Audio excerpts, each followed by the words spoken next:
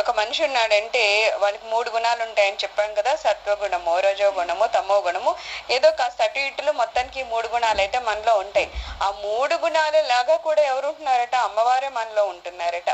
అయితే ఈ గుణాలని అధిగమిస్తేనే మనం మోక్ష స్థితికి వెళ్తాం కదా. అక్కడ ఏమని చెప్తున్నారు? ఎవరికైతే ఈ రజ తమో సత్వగుణాలు ఉండవో, లేకపోతే ఆ లేని స్థితికి చేరుకుంటారో వాళ్ళే మోక్ష స్థితికి చేరగలుగుతారంటారు. ఈ త్రిగుణాలని మనల్ని అధిగమించకూడదు, మన యందు అవి ఆధారపడి ఉంటాయని గ్రహిస్తే మనలోని అమ్మవారి తత్వం బాగా అర్థమవుతుంది. ఈ త్రిగుణాతీతమైందే మోక్ష స్థితి. అంటే మోక్ష స్థితి అంటే ఒక శుద్ధ స్థితి అంటూ ఉండదు. ఈ త్రిగుణాలకు అతీతమైన స్థితినే మోక్ష స్థితి అని అర్థం చేసుకోవాలి.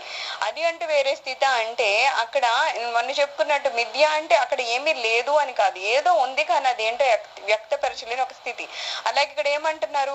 ఇప్పుడు ఒక మనిషి ప్రవర్తిస్తున్నాడంటే అతను ఏదో తమో గుణమో రజో గుణమో సత్వగుణం ఏదో ఒకటి కనబడుతుంది.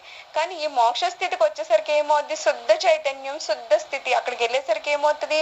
ఈ 3 తత్వాలు అందులో కనిపించవన్నమాట. ఏమీ కనబడని స్థితి, ఏది లేని ఒక స్థితి. దాన్ని ఏమంటున్నాం? మోక్ష స్థితి అంటున్నాం. ఇంకో రకంగా ఏం చెప్తున్నారు? త్రిగుణాలకి అతీతమైన స్థితి అంటున్నారు. అయితే త్రిగుణాతీతంగా బ్రతకడమే మోక్షము. త్రిగుణాలను సమన్వయపరుస్తూ త్రిగుణాతీతంగా ఉండే ఆత్మతత్వమే అమ్మవారి తత్వము. అటువంటి అమ్మవారిని ఉపాసిస్తే మనకు అలాంటి స్థితిని కలుగ చేయడం ద్వారా మోక్షాన్ని ఇస్తారు అమ్మవారు. త్రిగుణాల సమైక స్వరూపిణి, త్రిగుణాతీతమైన ఆత్మతత్వంగా ఉండునది అమ్మవారి అంటున్నారు. ఈ 3 గుణాలు ఉంటూనే ఈ 3 గుణాలకి అతీతంగా ఉండాలి. మనలో ఈ 3 గుణాలు ఉంటాయి. ఈ 3 గుణాలు లేకపోతే, మనం చెప్పినట్టు రజోగుణం లేకపోతే మనలో చైతన్యం అది యాక్టివ్ గా పనిచేయాలనే తత్వం ఉండదు. సత్వగుణం లేకపోతే దయా కరుణ అలాంటివి, సరి అయిన పనులు చేయడం, భక్తి ఇలాంటివి ఏమి ఉండవు. అలాగే తమో గుణం లేకపోతే నిద్రపోవడం అది ఉండదు. ఈ 3 ఏమి లేకపోయినా మనిషి అతను బ్రతకడం కష్టం అయిపోతుంది. కాకపోతే ఏమంటున్నారు? ఈ 3 నీతో ఉంటూనే దీనికి అతీతంగా ఉండాలంటున్నారు. ధ్యాన స్థితికి వెళ్ళేసరికి ఈ 3 పని చేస్తాయా?